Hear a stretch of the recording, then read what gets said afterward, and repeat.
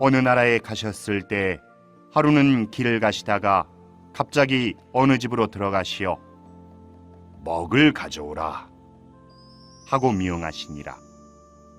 이에 먹을 올림에 종이에 말을 그려 불사르시거늘 종이가 타면서 한 필의 말로 비어나니 형렬 호연과 함께 그 말을 타고 길을 나서시니라.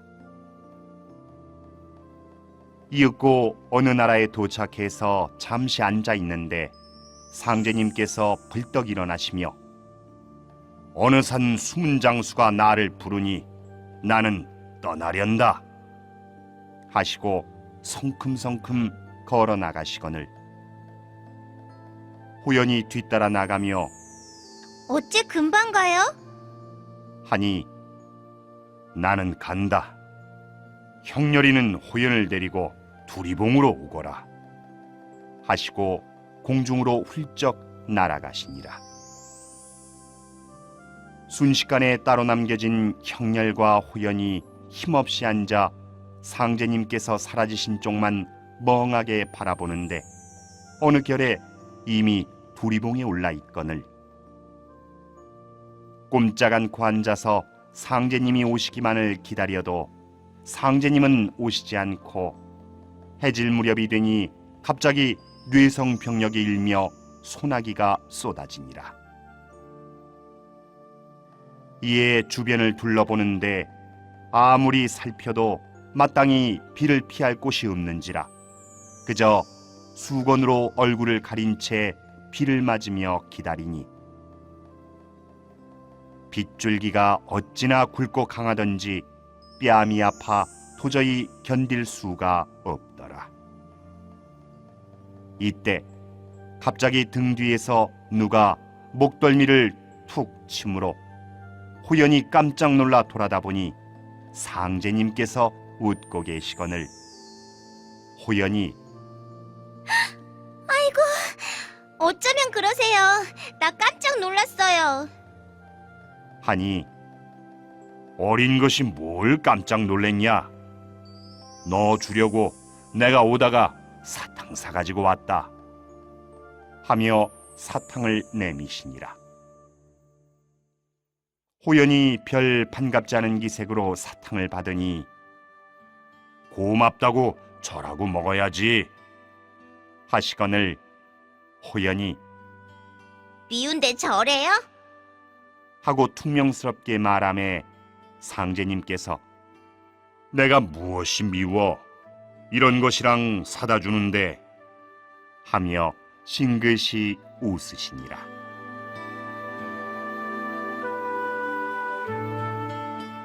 하루는 어느 나라에 가시어 어떤 사람과 무엇을 주고 받으시는데 그 사람이 상제님께 한 줌을 드리니 그것을 일일이 세어보시고 말씀하시기를 너희는 너희 나라라고 이러지만 이는 내 마음의 반의 반쪽에도 미치지 못하니 이것을 채우도록 하여라 하심에 채우겠습니다 하고 대답하니라.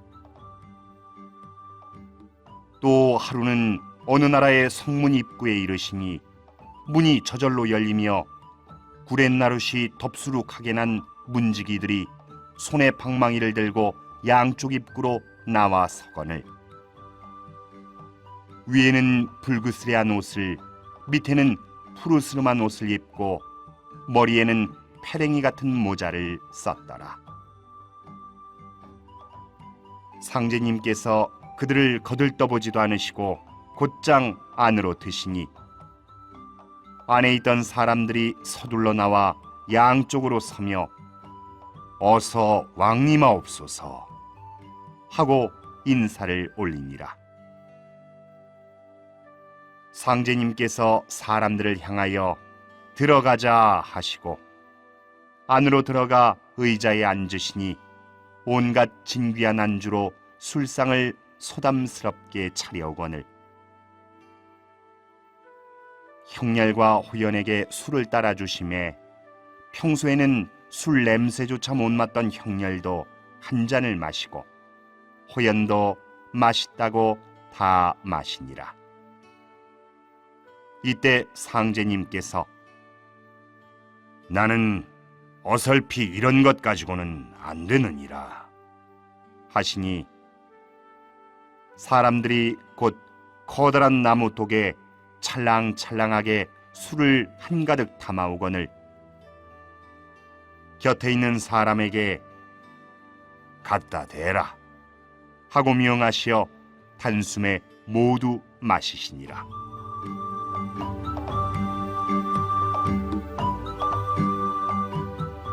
상제님께서 말씀하시기를 모든 나라가 다 손을 잡아야 조화되느니라. 손을 하나만 내두르면 소리가 없고 두 손을 마주쳐야 소리가 나듯이 어떻게 하든지 서로 화목이 되어 합심을 해야 한 손을 잡느니라.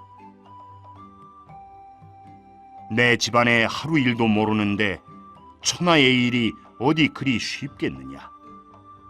조급한 자들이 일이 더디다고 날로 야단이구나 하시며 모르는 것을 스스로 알 수 있도록 귀도 밝고 눈도 밝아야지 귀는 어둡고 눈만 떠서도 안 되느니라 하시니라.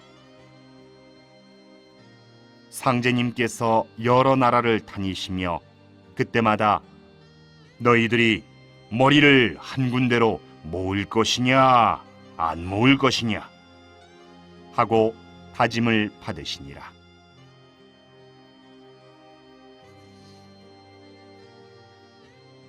또 하루는 형렬과 호연을 데리고 공중으로 떠다니며 여러 산을 다니시니 이 산에서 저 산으로 푹 들어갔다가 쑥 나오시고 또 다른 산으로 푹 들어갔다 나오시고 하더라. 이렇게 깊은 산도 지나고 둔벙도 지나고 얕은 산도 지나고 한참을 가시다가 산림이 울창한 어느 산꼭대기에서 멈추시거늘 호연히 밑을 내려다보니 강과 마주닿은 산기슭에 원두막처럼 생긴 집들이 모여 마을을 이루고 있더라. 상제님께서 산마루에 올라앉으시어 무엇을 하시니 산 밑에서부터 코끼리, 사슴, 기린, 메뚜기, 광학개비 등 갖가지 크고 작은 짐승들이 수없이 몰려와 줄을 서듯 상제님 주변을 에워싸거늘 상제님께서 돌아다니시며 그것들의 머리수를 일일이 세어보시니라. 이때 사람들이 웅성거리는 소리가 들려 호연히 바라보니 피부는 붉고 옷은 배자 비슷한 짙푸른색 상의에 짧은 바지를 입었는데 얼굴에는 검은 무늬를 그렸으며 머리 가운데는 민머리를 하였고 양쪽 귀 뒷부분에는 깃털 같은 것을 꽂은 사람들이 모두 집 밖으로 나와 상제님께 연거푸 절을 하며 무어라 중얼거리거늘 상제님께서 호연에게 기운을 열어주시어 호연이 들어보니 그들이 서로 말하기를 며칠 전부터 산이 울더니 하느님께서 오시려고 그랬는가 보다. 산이 하느님을 받아들이려고 윙윙 쇳소리를 내며 울었다 하더라. 이 공사를 마치시고 평양을 거쳐 전주로 돌아오시니라.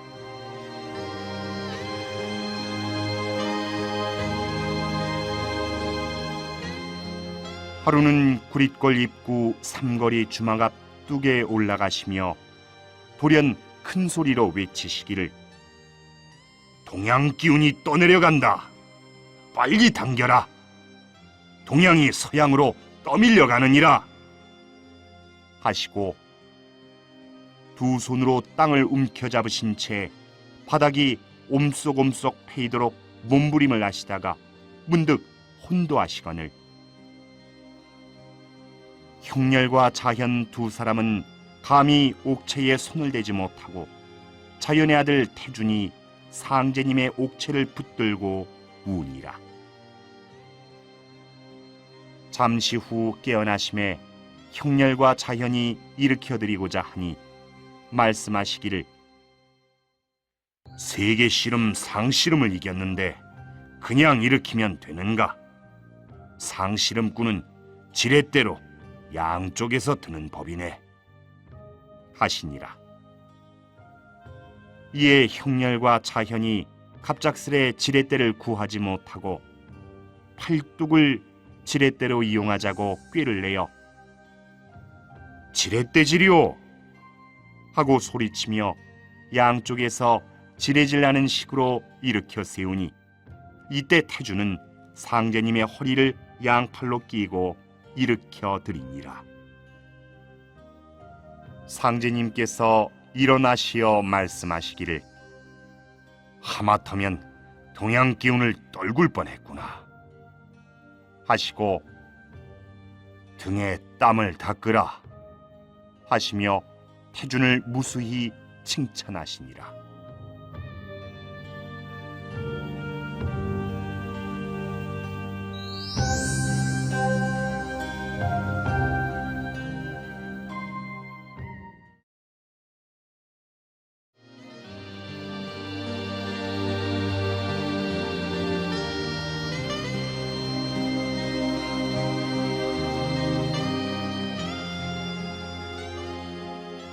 기유년 봄에 상제님께서 수부님과 성도들을 데리고 구릿골을 떠나시니라. 상제님께서 일행을 거느리시고 용인을 들러 서울 한강에 이르시더니 순식간에 강을 건너시거늘 성도들이 강 건너 마포나루에 계신 상제님을 보니 너무 작아 분별할 수도 없는 지경이더라. 이때 상제님께서 성도들을 향해 배꼽을 떼고 유리창을 붙일 놈들아 빨리 건너와라 하고 외치시며 성도들을 향해 담뱃대를 두르시거늘 성도들이 보니 순간 상제님께서 찬란한 빛을 발하며 거대한 미륵불의 모습으로 서 계시더라. 이에 수부님께서 앞장을 서시어 강물 위를 걸어서 성큼성큼 건너가시거늘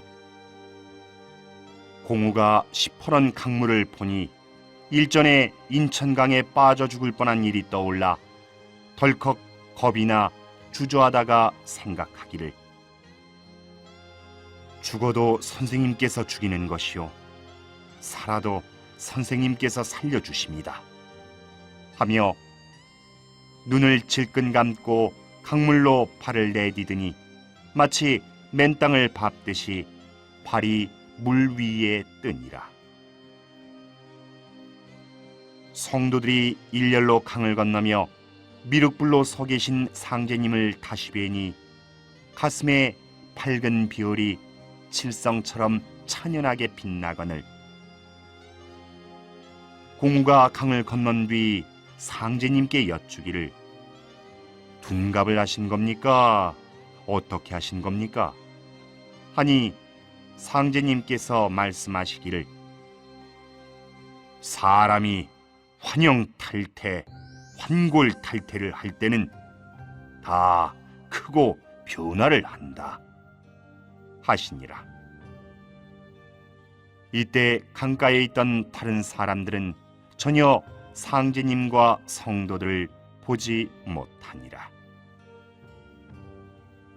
상제님께서 서울을 떠나 황해도 연백평야에 가시어 한 곳을 지나시다 말씀하시기를 대하혈이다 하시고 또 말씀하시기를 대하는 제 새끼를 잡아먹으니 손이 없는 혈이다 하시니라.